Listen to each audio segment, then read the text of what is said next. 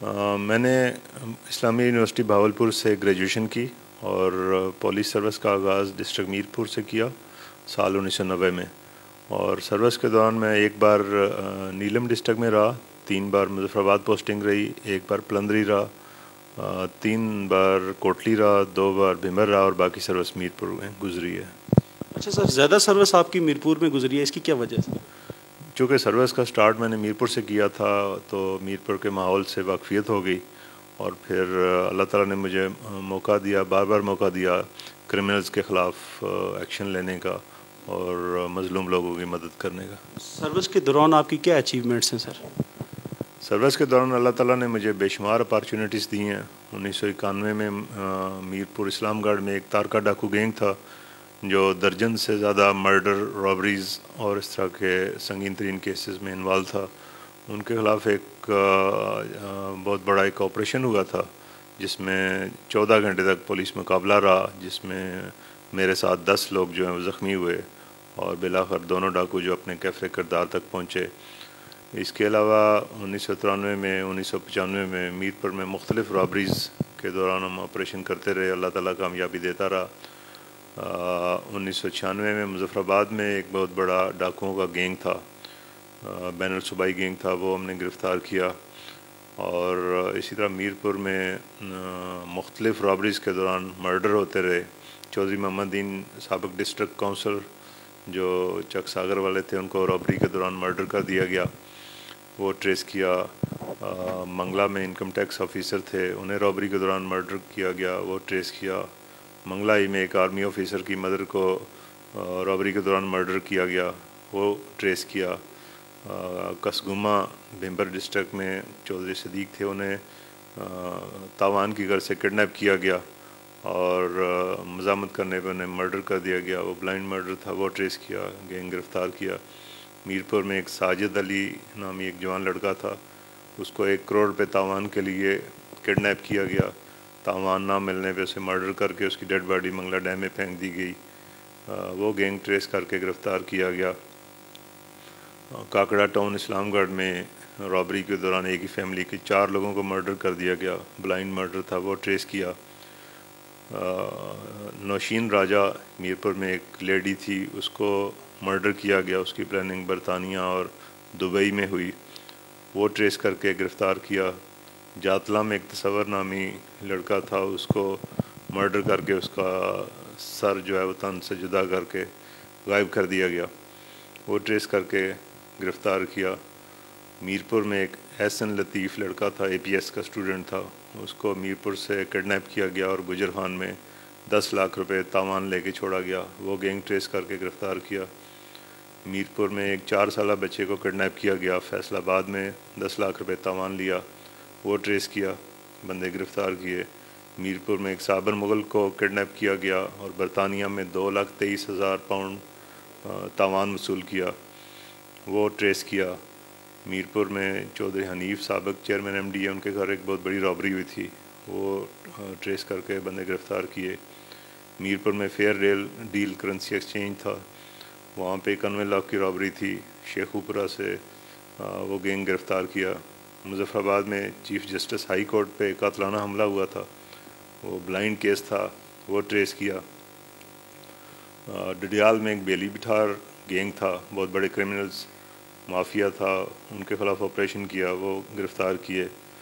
اسی طرح سمانی میں 8 افراد کا مرڈر تھا، وہ ٹریس کیا۔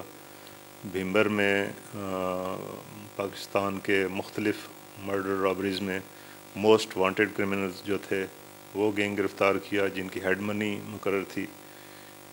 اسی طرح کوٹلی میں پوسٹنگ کے دوران ایک ڈرگ مافیا تھا، انٹرنیشنل ہیروئن اسمگلنگ گینگ، ان کے خلاف آپریشن کیا، وہ گرفتار کیا۔ اللہ تعالیٰ نے بے شمار موقع دیے۔ سر ابھی میرپور میں بھی قتل ہوئے تھے، اس والے سے میرپور میں پچھلے مہینے ایک ٹرپل مرڈر تھا، 3 خواتین، 2 خواتین اور ایک معصوم بچی تھی، اس کو بے دردی سے قتل کر دیا گیا، بلائنڈ مرڈر تھا، وہ ہم نے ٹریس کیا، اس میں بندے گرفتار کیے۔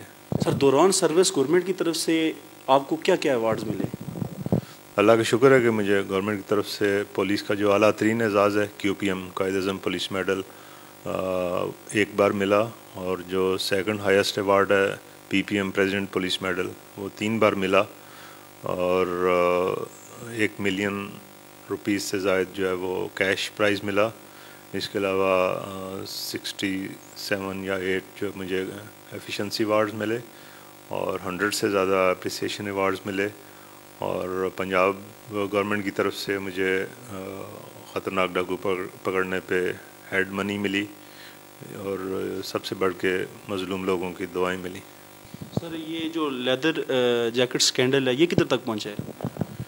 کوٹلی میں ایک مافیا تھا جو پچھلے 29-30 سال سے جو انٹرنیشنل لیول پہ ہیروئن اسمگل کر رہا تھا. ان کے خلاف ایک آپریشن کیا تھا جس میں 12 لوگ ہم نے گرفتار کیے تھے. ان سے 14 کلو سے زیادہ ہیروئن برآمد ہوئی تھی، اور 40 لاکھ سے زیادہ ڈرگ منی تھی. کچھ بے نامی اکاؤنٹس تھے، گاڑیاں تھی، بائکس تھی، خام میٹیریل تھا.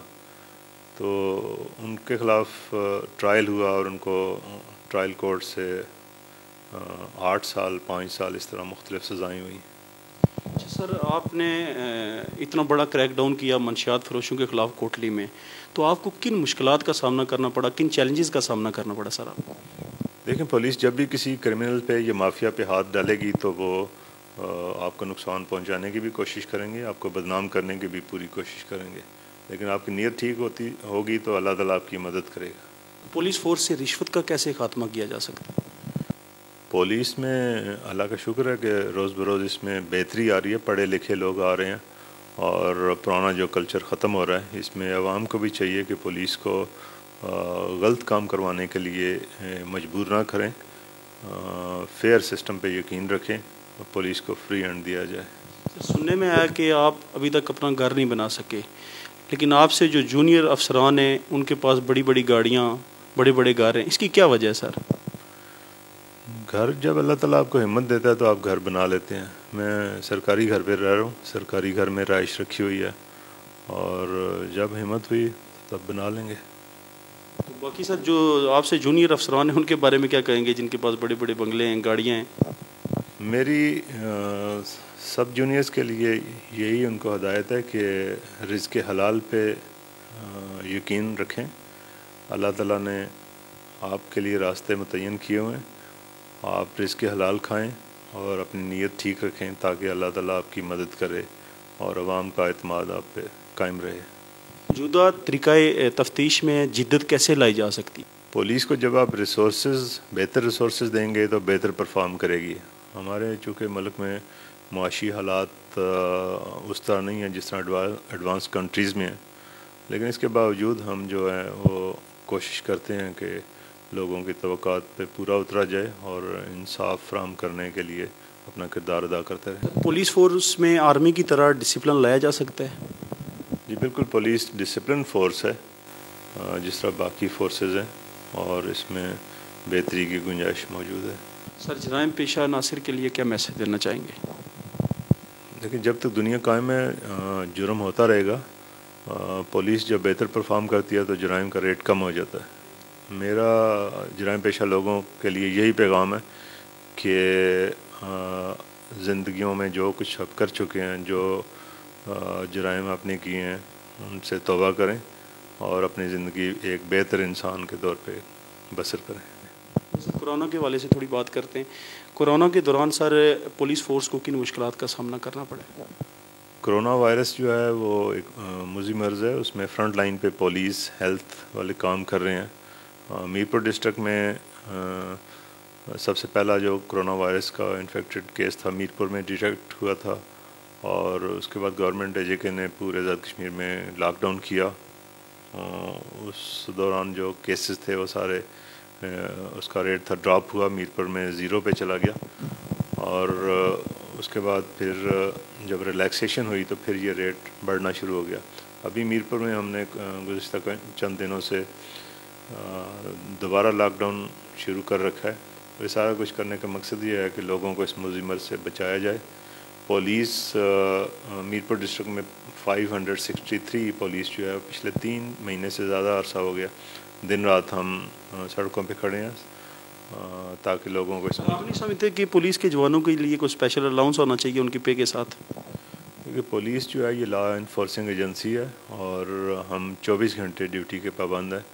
اور گورنمنٹ اسی لیے ہمیں پے کرتی ہے۔ آزاد کشمیر کی عوام اور میرپور کی عوام کو آپ کیا میسج دینا چاہیں گے کورونا کے حوالے سے؟ کورونا کے حوالے سے میرا یہی پیغام ہے کہ یہ موذی مرض ہے، اس کا ابھی تک کوئی پراپر علاج دریافت نہیں ہوا، ماسوائے احتیاط کے اور کوئی ایسا علاج نہیں ہے، تو اس لیے آپ خود کو بھی محفوظ رکھیں اور باقی لوگوں کو بھی محفوظ رکھیں، اور جو حفاظتی تدابیر گورنمنٹ کی طرف سے میڈیا کے ذریعے آپ تک پہنچائی جا رہی ہیں ان پہ عمل پیرا ہوں۔ ناظرین، عزت کردار کی ہوتی ہے نہ کہ دولت کی، عزت اچھے کارناموں کی ہوتی ہے نہ کہ جعلی شہرت سے۔ اگر عہدے میں جلال ہو اور جمال نہ ہو تو یہ شیطانیت ہے، اگر عہدے میں جلال کے ساتھ جمال بھی ہو تو یہ انسانیت ہے۔ عرفان سلیم SSP جمال اور جلال کا مرکب ہیں۔ اپنے میزبان سہیل الطاف خان کو منی انگلینڈ میرپور سے اجازت دیں۔ اللہ نگہبان۔